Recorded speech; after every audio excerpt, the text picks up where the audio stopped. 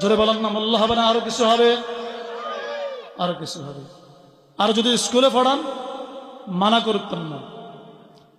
শেখ সাদি বলে, तुम शौक से कॉलेज में पढ़ो फर्क में फिरो, तुम शौक से कॉलेज में पढ़ो फर्क में फिरो, मगर अल्लाह और रसूल के हकीकत को न भूलो।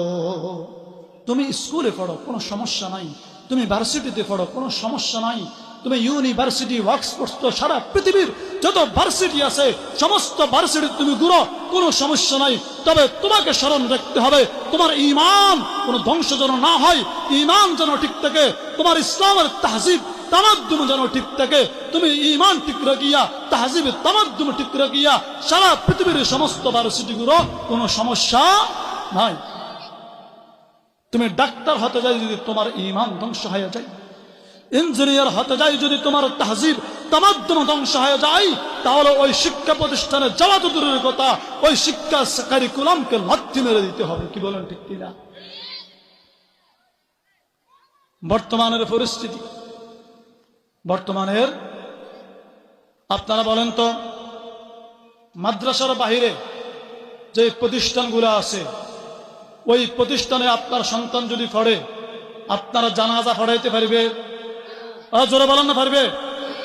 আজ পর্যন্ত কি ইতিহাস দেখাইতে পারবেন কোন বাবার সন্তান কোন মায়ের সন্তান মক্তব মাদ্রাসার কোন শিক্ষকের শরণাপন্ন হওয়া ছাড়া ফার্স্টু লাশ স্কুলে পড়িয়া, ফার্স্টু লাশ স্কুলে পড়িয়া মাতা পিতার জানাজা পড়াইতে সক্ষম হয়েছে? পারবেন দেখাইতে? জানাজা তো দূরের কথা, নিজের নামাজটাও নিজে সহি করে পড়তে পারো না। বরং 2024 সালে ভালো করে খেয়াল করবেন, 2024 সালে বাংলার সোনা মনিদের জন্য যেই সিলেবাস নির্ধারণ করা হয়েছে স্কুলে কলেজে, ওই সিলেবাসের করুণ ইতিহাস এখন থেকে জেনে রাখেন। আমি প্রথমেই প্রশ্ন করতে চাই, কওমি মাদ্রাসার সিলেবাস নির্ধারণ করে উম্মতের উলামায়ে কেরাম, উম্মতের মাথার মুকুট এদেশের উলামায়ে কেরাম গবেষণা করিয়া কওমি মাদ্রাসার সিলেবাস নির্ধারণ করে।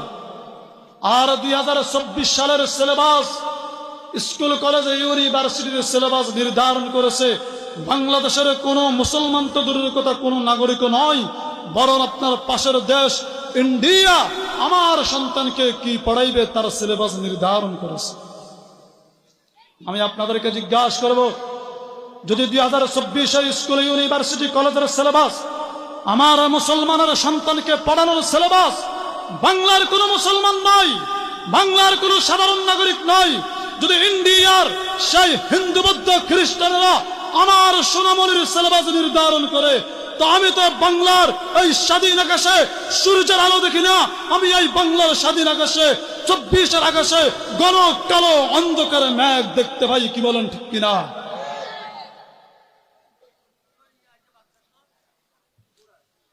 আমার সিলেবাস নির্ধারণ করেছে, এই সিলেবাসে কি দিয়েছে জানেন আপনারা?